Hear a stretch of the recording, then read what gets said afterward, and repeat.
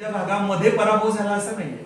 जी left ecosystem आहे, हिंदू धर्मविरोधी जी मंडळी आहे, हा एक नॅरेटिव्ह हे करतात की ज्या मोदीजींनी, ज्या भाजपनं राम मंदिर बांधलं, त्या राम मंदिर ज्या ठिकाणी बांधलं त्याच मतदारसंघात त्यांचा पराजय झाला. मला दुसरा मुद्दा या ठिकाणी मांडायचा आहे की जर या ठिकाणी असा पराभव झाला, हा प्रोपोगंडा निर्माण केला, तो दुसरा मुद्दा उपस्थित करतो की जे कम्युनिस्ट राज्य, ज्याला केरळ म्हटलं जातं, जे धर्म म्हणजे अफीम म्हणतं, अफूची गोळी म्हणतं, त्या केरळ राज्यामध्ये एक आमदार खासदार भाजपचा निवडून आला, याच्यावर चर्चा होत नाही.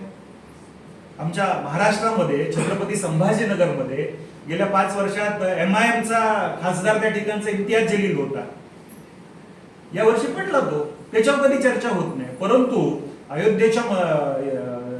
अयोध्येमध्ये राम मंदिर निर्माण कार्य झालं आणि तिथं मात्र बीजेपीचा कॅन्डिडेट पडला. अशा प्रकारचा चुकीचा प्रपोगंडा, चुकीचा उत्तर प्रदेश राज्यात ज्या ठिकाणी अयोध्या आहे तिथे बऱ्याच ठिकाणी अपयश झालेलं आहे. हा एक मुद्दा आहे. दुसरा मुद्दा असा आहे की गोव्यात, दक्षिण गोव्यात पादरींनी ख्रिश्चनांना सांगितलं की तुम्ही काँग्रेसला मतदान करा, असा एक हे आहे. दुसरी याबद्दल काही मतप्रवाह असतील त्याबद्दल तुमचं मत काय आहे? नाही, याच्यामध्ये आमचं मत स्पष्ट आहे याच्यामध्ये की या वर्षी या निवडणुकीच्या कालावधीत अनेक ठिकाणी असे प्रकार केले गेले, काही ठिकाणी मशिदीतनं फतवे निघाले गेले, गोव्या ठिकाणी झालेला प्रयत्नही हा प्रयत्न आमच्या कानावर आलेला त्यांच्या ह्याच्यामध्ये. ओढ जिहाद झाला हे स्वतः अनेक राजकीय पक्षांनी आपल्या प्रेस कॉन्फरन्स मध्ये सांगितलं याच्यामध्ये. त्यामुळे हा जाणीवपूर्वक एक धार्मिक, ज्याला आपण म्हणूयात की एकत्रीकरण करण्यात आलं आणि त्या ठिकाणी लोकांपर्यंत हा अजेंडा पोहोचवण्यात आला. याच्यामध्ये वास्तविक आता दुसरा अँगल आहे की ज्याप्रमाणे भाजप, म्हणजे अर्थात मी भाजपचा प्रवक्ता किंवा भाजपचे बाजू मांडणाऱ्या ठिकाणी नाहीये, परंतु एक गोष्ट लक्षात घ्या की सगळ्या प्रकारचे पक्ष एकत्रित येऊन सुद्धा त्यांना जागा नाही मिळाल्या आणि भाजप एकटं लढलं त्या ठिकाणी, त्यांना 240हून अधिक जागा त्या ठिकाणी मिळाल्या. दुसरा अँगल आहे ना, म्हणजे जिंकून सुद्धा हरल्यासारखी स्थिती निर्माण करणं हा प्रयत्न केला गेला, परंतु माननीय पंतप्रधान मोदीजी तिसऱ्यांदा पंतप्रधान झाले आणि आता सुद्धा निवडून आले, सत्ता चालवतात या ठिकाणी. ही सुद्धा चांगली गोष्ट आहे याच्यामध्ये. म्हणजे मला असं म्हणायचंय की केवळ देशामधल्या लोकांनी नाही विरोध केला, आज देशविरोधी शक्ती भारताच्या बाहेर राहून सुद्धा त्यांनी याला विरोध केला आणि एवढ्या सगळ्या पक्षांनी एकत्र येऊन विरोधात लढले, देश विदेशातनं षडयंत्रपूर्वक याच्यामध्ये प्रयत्न केले गेले. असं असताना सुद्धा 240हून अधिक मतं मिळणं म्हणजे हे निवडून येणं कॅन्डिडेट्स, त्याचबरोबर सरकार स्थापन करणं, तिसऱ्यांदा पंतप्रधान होणं, ही गोष्ट कमी नाही, ही चांगलीच गोष्ट आहे याच्यामध्ये. मग उत्तर प्रदेशमध्ये कमी का पडले आणि आणखीन कुठे कमी पडले, हा सगळा अभ्यासाचा भाग आहे, तो भाजप त्यांच्या स्तरावर करेल याच्यामध्ये. परंतु अंतिम चित्र जर पाहिलं तर हिंदुत्ववादी विचारांचं सरकार आलेले आहे, त्यांनी आता पुढचं काम सुरू केलं. सरकारची भूमिका, आपण हिंदुत्वनिष्ठ सगळे एकत्रित कार्य करतो, आपल्या सगळ्यांच्या मागण्या आहेत. सरकार कोणाचे आहे, भाजपचं आहे किंवा काँग्रेसचं बसलेलं आहे, आपली भूमिका सरकारकडे पोहोचवणं. अनेक संघटना, आज फक्त हिंदुजन जागृत भारत गोव्यातल्या अनेक संघटना या सगळ्यासाठी प्रयत्न करत आहेत.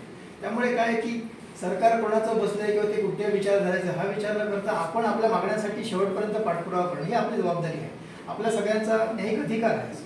त्यामुळे आम्ही प्रयत्नरत आहोत. सरकार कुठचे असेल किंवा सरकार आज ज्या विचारांचं बसलेलं आहे, आपण आज अपेक्षा तरी करू शकतो, परंतु ज्या पद्धतीने ह्यापूर्वी जे प्रयत्न झाले किंवा ह्यापूर्वीची सरकार जी होती त्यांनी अगदी जे प्रयत्न केले की ह्या दृष्टीने की आज आपल्या दृष्टीने हिंदू संघटना म्हणून आमची जबाबदारी आहे की आम्ही सगळे ज्या काही हिंदुत्वाच्या मागण्या आहेत, हिंदूंच्या मागण्या आहेत, तर त्या सरकारपर्यंत पोहोचवण्यासाठी प्रयत्न करत आहोत. आणि याला जोडून एक महत्वाचा मुद्दा काय, एका गोष्टीकडे तुम्ही लक्ष दिले का सगळ्यांनी, एक महत्वाचा मुद्दा असा आहे की आज या निवडणुकांमध्ये म्हणजे जे स्वतः देशविरोधी भूमिका घेत आहे, आज आमच्या दक्षिण गोव्यातले जे MP खासदार निवडून आले फर्नांडिस, त्यांचं वक्तव्य काय होतं, गोव्यावर संविधान लादलं गेलं, हे जाऊन संसदेमध्ये कुठल्या संविधानाचं समर्थन करणार आहे. दुसरा महत्वाचा मुद्दा, ज्या खासदारांनी तुरुंगामध्ये राहून निवडणूक लढवली म्हणजे नंतर खासदार झाले, खलिस्तानी मुवमेंटचं समर्थन करणारे, खलिस्तानी मुवमेंट राबवणारे अमृतपाल सिंग असतील, याच्यामध्ये काश्मीर मधले रशीद इंजिनियर असतील याच्यामध्ये, की जे ISIC संबंध असल्याचं उघड झालं, UAP ऍक्ट त्यांच्यावरती लावला गेला आहे.